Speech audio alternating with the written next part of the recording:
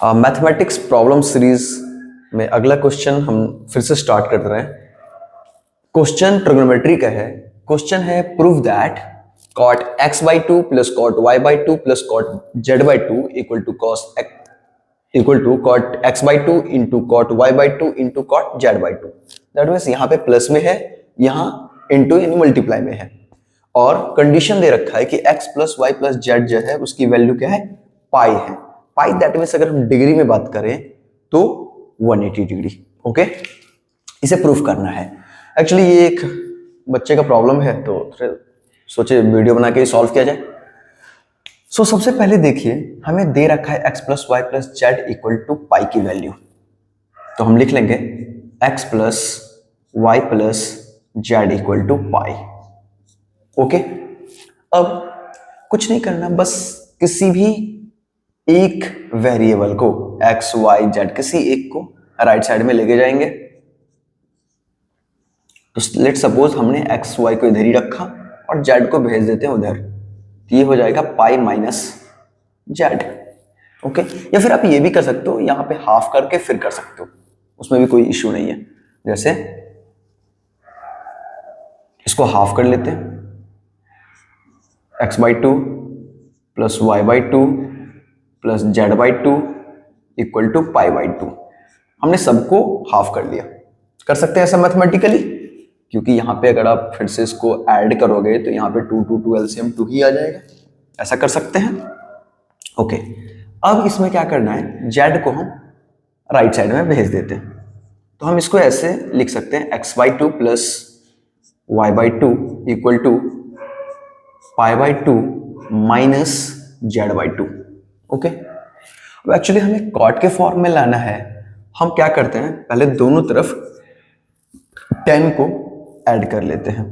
तो हम इधर भी 10 ऐड कर लेते हैं, 10, तो ये हो गया x by 2 plus y by 2।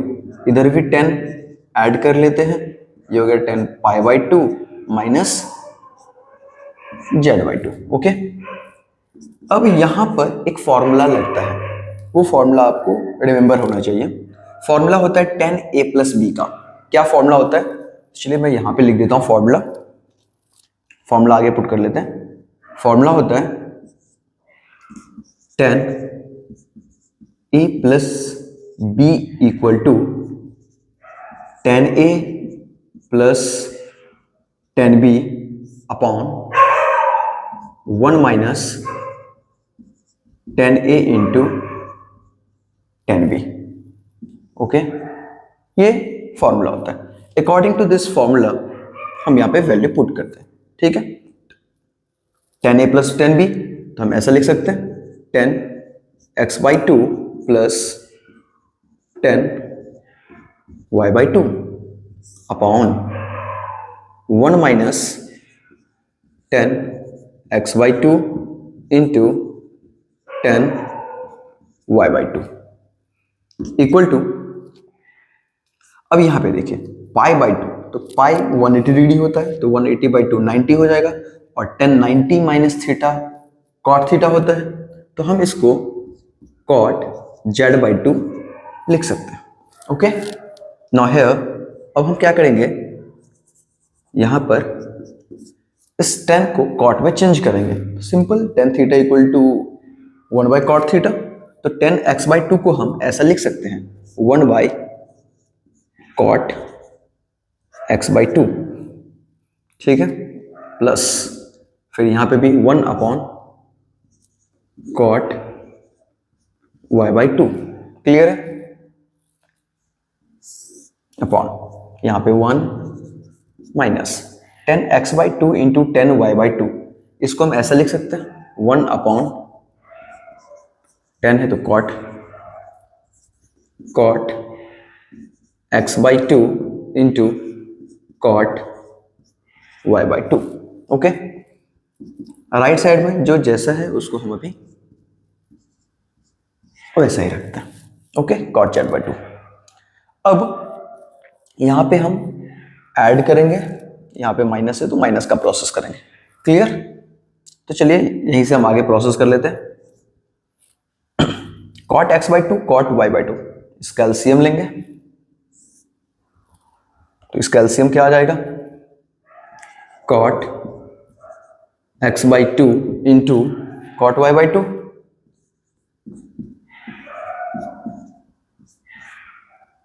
और ऊपर में आपने ऐड तो पढ़ा ही होगा फ्रैक्शन वाला, तो हम क्या करते हैं, इससे एलसीएम को डिवाइड, तो cot x/2 से cot x/2 खत्म हो जाएगा, तो cot y/2 से 1 का मल्टीप्लाई, सो दैट मीन्स यहाँ पे क्या हो जाएगा, cot y/2 और प्लस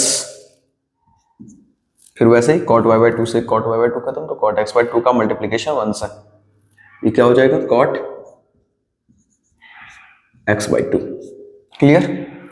नीचे माइनस करना है, फिर वही cot x/2 into cot y/2, यही एलसीएम होगा, cot x/2 into cot y/2। इसके डिनोमिनेटर में कुछ भी नहीं, डायरेक्ट इसको हम इससे मल्टीप्लाई कर लेंगे, ये क्या हो जाएगा, सीधा यही वैल्यू हम पुट कर दें, cot